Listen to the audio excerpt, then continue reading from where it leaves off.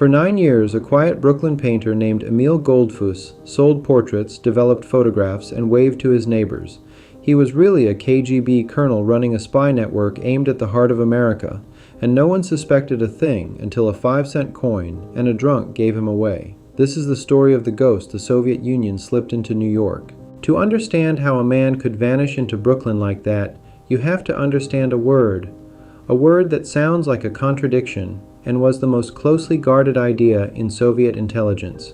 An illegal. Most spies you imagine work out of an embassy. They have a desk, a job title, a diplomatic passport. If they are caught, they claim immunity and get shipped home. The trade calls them legal residents because they are legally on foreign soil, hiding in plain sight behind the flag.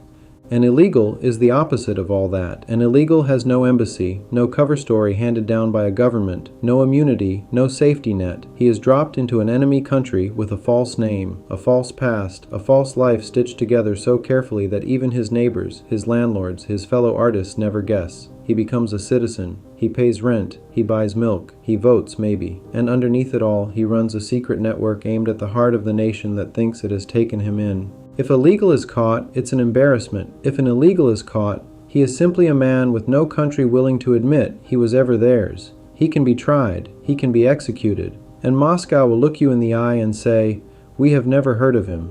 This was the deepest layer of Soviet espionage. And by the late 1940s, with a new and terrifying stake on the table, Moscow needed its very best illegal in America. Because the game had just changed. The game was now the atomic bomb. Here is the secret that would have astonished every FBI agent who ever hunted him. The master Soviet spy sent to burrow into the United States was not by birth Russian at all. He was English. His real name was Vilyam Fisher, Vilyam Fisher, and he was born on the 11th of July, 1903, in Newcastle upon Tyne, in the north of England. His parents were Russian revolutionary émigrés, followers of Marx who had fled the Tsar and settled in industrial Britain. His father, Heinrich Fischer, is described as a committed Bolshevik sympathizer who ran guns and revolutionary literature. So young William grew up on the grey banks of the Tyne, speaking flawless, unaccented English, tinkering with radios and chemistry, absorbing the manners and speech of an Englishman, the perfect invisible camouflage he would one day wear in Brooklyn. In 1921, after the revolution had won, the Fisher family returned to Soviet Russia. William became a radio operator, then was recruited into Soviet intelligence, the OGPU, forerunner of the KGB. He was fluent in several languages, gifted with his hands, calm under pressure. He survived the 1930s, no small feat when Stalin's purges devoured so many of his own intelligence officers. During the Second World War, he trained radio agents for operations behind German lines. And when that war ended and a colder one began, Moscow looked at this quiet, English-born, English-speaking radio genius and saw the ideal ghost. A man who could become an American, a man who could vanish. Around 1948, he came. Accounts have him entering the United States by crossing from Canada, carrying documents under one of several assumed identities. He surfaced in New York as Emil Goldfus, an artist and photographer. He took a studio in the Ovington building in Brooklyn, a real working space among real painters, who knew him as a shy, thoughtful, talented man who could talk about color and light for hours. He painted, he photographed, he fixed radios. Fellow artists in the building genuinely liked him. One young painter, decades later, would remember him as the most interesting man he'd ever met, and have no idea for years that his gentle mentor was a colonel in Soviet intelligence. His mission was not painting. His mission was to rebuild. By the late 1940s, the great Soviet atomic spy networks in America were collapsing. The ring that had helped steal the secrets of the Manhattan Project, the network history remembers through the Rosenbergs, was being rolled up, arrested, and in 1953, in the case of Julius and Ethel Rosenberg, sent to the electric chair. Moscow's eyes and ears inside America's nuclear world were going dark. Fisher, operating under the code name Mark, was sent to knit the wreckage back together, to reactivate old contacts, to run couriers, to gather whatever the United States now knew and was building, and funnel it home. He handled hidden radios, dead drops, microfilm, and cash smuggled across the ocean. He was patient. He was disciplined. He was, by every account, extraordinarily good. For years, he was a perfect ghost. No one was looking for Emil Goldfus. No one had any reason to. And then a paperboy dropped a nickel. The summer of 1953. A 13-year-old newspaper delivery boy named Jimmy Bozart is collecting coins for the papers on his Brooklyn route. Somewhere in that handful of change is a single 5-cent piece, and when the boy drops it on a tenement stairwell, the nickel does something no nickel should ever do. It splits in two. It is hollow, machined open, and nestled inside is a tiny square of microfilm, a photograph of a grid of numbers, rows and rows of them, a code. The boy is baffled. He shows it around. Word eventually reaches a New York City detective and then the FBI, and the mighty Federal Bureau of Investigation finds itself holding a genuine artifact of enemy espionage, physical, undeniable proof that a professional Soviet illegal is operating somewhere in the 5 boroughs, sending encrypted messages home on film small enough to hide inside pocket change. And they can do nothing with it. The numbers are a cipher, and without the key, they are meaningless. The FBI photographs the hollow nickel, files it, and keeps it for nearly 4 years. A perfect clue with no lock to fit. They know the ghost is real now. They simply cannot find him. The trail on the hollow nickel case goes cold, and it stays cold. The break, when it finally comes, does not come from a code. It comes from a bottle. Every network has a weak link. Fisher's weak link had a name, Reino Heihanen. Heihanen was a Soviet intelligence officer of Finnish background, sent to America as an illegal himself, using the cover name Vic. He was meant to be Fisher's assistant, a courier, a support man for the network. On paper, useful. In reality, a disaster. Heihanen drank heavily.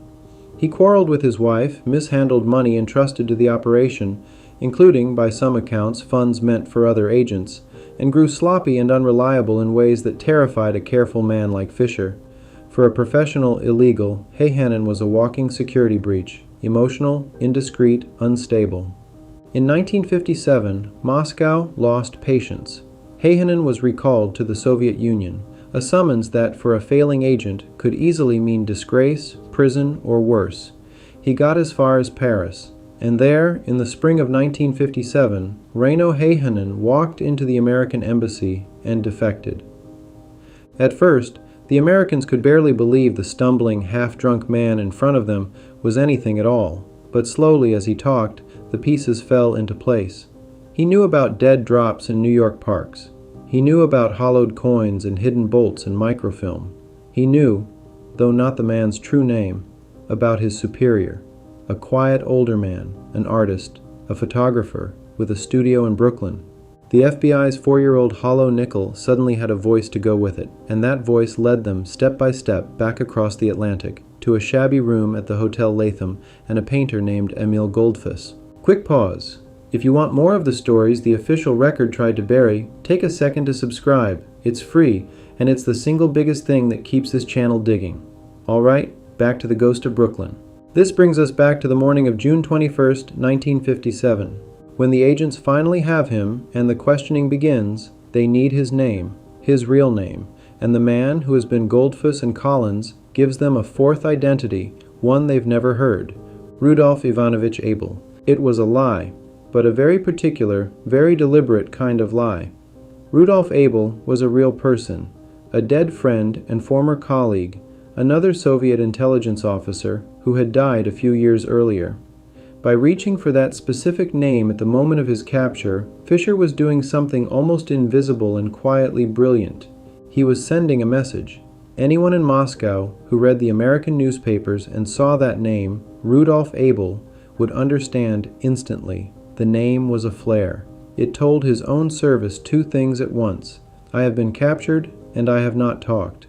I am giving nothing real. Watch what I do.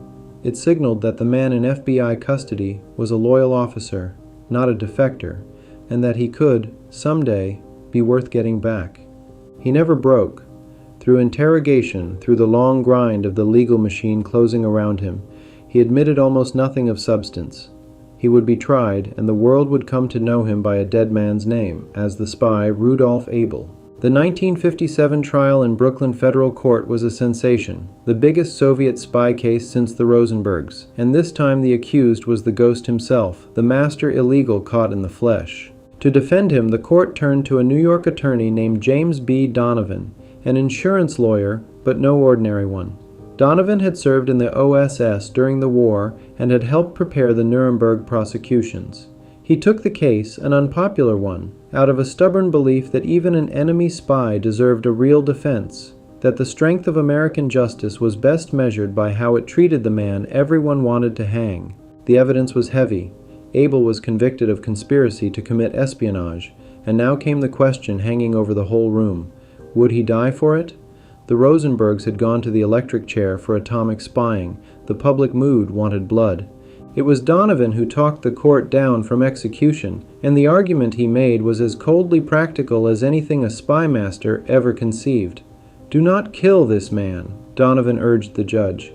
"It is quite possible that an American of equivalent rank is being held, or will one day be held, by the Soviet Union. And if that day comes, this prisoner could be exchanged for that American. To execute him now would be to throw away a card we may desperately want to play." The judge listened. Abel was sentenced not to death, but to 30 years in prison. At the time, it sounded like mercy or caution. In truth, Donovan had just written the final act of the story, years before its ending arrived. He had kept the card alive, and the moment the card would be played, was already streaking, unseen, 5 miles above the Soviet Union. May 1st, 1960. A high-altitude American U-2 spy plane, flown by a CIA pilot named Francis Gary Powers, is shot down deep inside Soviet airspace. Powers survives, is captured, is paraded before the world, and is sentenced to years in a Soviet prison. It is a shattering embarrassment for the United States, and suddenly it is exactly the situation James Donovan had described 3 years earlier, an American of value held by Moscow. Now there were two governments each holding a prisoner the other wanted, and there was a lawyer who had deliberately kept his client breathing for precisely this. Quiet back-channel negotiations began, with Donovan himself traveling to a divided, dangerous Berlin to broker the deal. The Soviets wanted Abel back, the Americans wanted Powers. Into the bargain, the Americans folded a second name, Frederick Pryor, a young American graduate student who had been arrested by the East Germans the morning of February 10, 1962. The Glienicke Bridge, spanning the border between West Berlin and communist East Germany, a bridge so often used for these silent exchanges that history would nickname it the Bridge of Spies. Cold, gray, fog on the water. At each end of the bridge, a delegation. In the middle, a painted line marking the border between two worlds. Rudolph Abel, Vilyam Fisher, stands ready on the western side, Francis Gary Powers on the eastern. Word comes that the student Pryor has been released at Checkpoint Charlie, across the city. The final signal is given, and the two men walk, past each other, across the line, each vanishing into the country that claimed him. Just like that, the ghost went home.